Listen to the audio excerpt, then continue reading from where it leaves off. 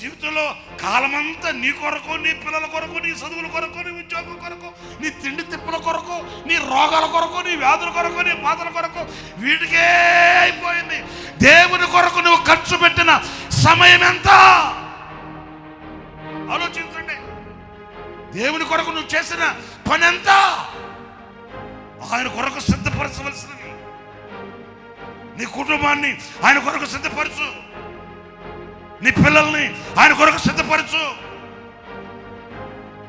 నీ యొక్క వంశాన్ని లేక మీ వారసుల్ని, మీ కుటుంబీకుల్ని ప్రభు కొరకు సిద్ధపరచు. నీ కంటపడుతున్న వారిని ప్రభు కొరకు సిద్ధపరచు. దేవుడు నీ మీద పెట్టిన గురుతర బాధ్యత అది. నేను ఒక్క ప్రశ్న అడుగుతున్నాను, దేవుని కొరకు నువ్వు ఖర్చు పెట్టింది ఎంత? దేవుని కొరకు నువ్వు వాడబడింది ఎంత? దేవునికి నువ్వు ఇచ్చిన సమయం ఎంత?